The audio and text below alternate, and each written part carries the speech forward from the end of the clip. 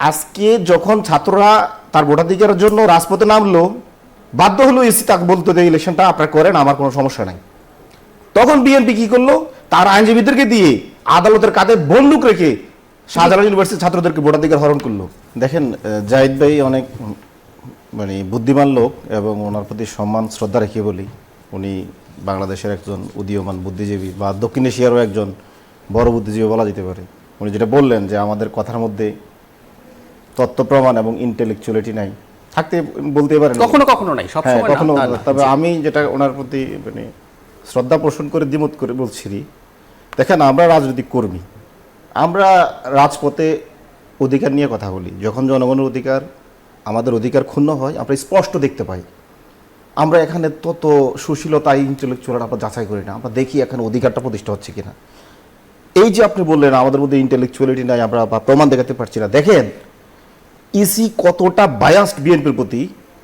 শাহজালাল ইউনিভার্সিটিতে একটা ছাত্র সংসদ ইলেকশন, ইসি তার এখতিয়ার বহির্ভূত আচরণ করে অনধিকার চর্চা করে ইউনিভার্সিটি আপনার সাকসু ইলেকশন বন্ধ করে দিল।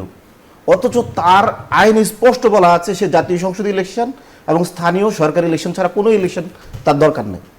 তাহলে স্থানীয় সরকারি ইলেকশন আইনে এখন একটা ইউনিভার্সিটি তার নিজস্ব আইন আছে এবং 73 অধ্যাদেশ অনুযায়ী সেই ইউনিভার্সিটিগুলো চলে। তারপরে হচ্ছে আপনার ইসি তো এগুলো বলতে পারেন, একটা ছাত্রদের অধিকারের বিষয়গুলো তো তার আরোপের পক্ষে থাকার কথা ছিল। এখানে বিএনপির চাপে পড়ে ছাত্রদলের এখানে দ্বারা অবরুদ্ধ হয়ে বা বিএনপি বারবার শিক্ষা মন্ত্রণালয়কে ফোর্স করার পরে ইসি এ ধরনের একটা অনধিকার চর্চা করছে বিএনপির পক্ষ নিয়ে, এবং শাহজালাল ইউনিভার্সিটির ছাত্রদের ভোটাধিকার হরণ করছে বিএনপির কথা শুনে।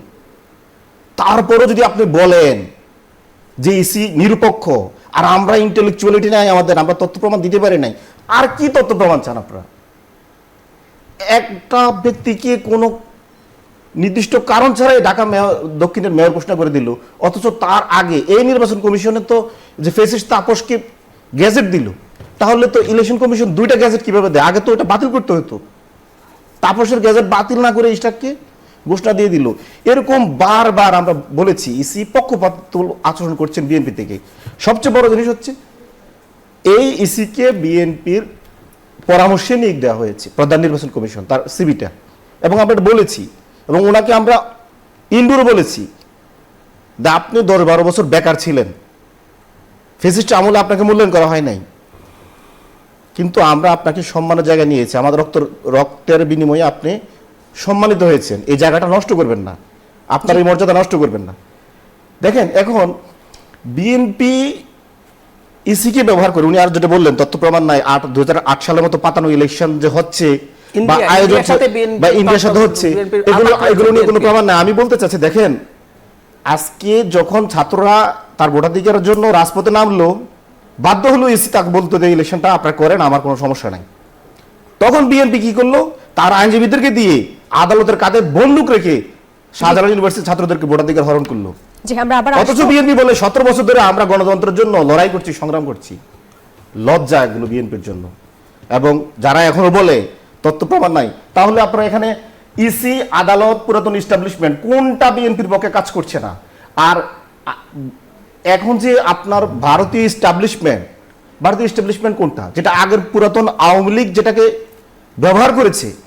আওয়ামী লীগ তো ভারতের এক্সটেনশন, ভারতের ইস্টাবলিশমেন্ট। তাহলে আওয়ামী লীগের যে প্রশাসন সেটা তো ভারতের ইস্টাবলিশমেন্ট, সেটা বিএনপির পক্ষে কাজ করছে। তাহলে কেন, কোন প্রমাণটা নাই?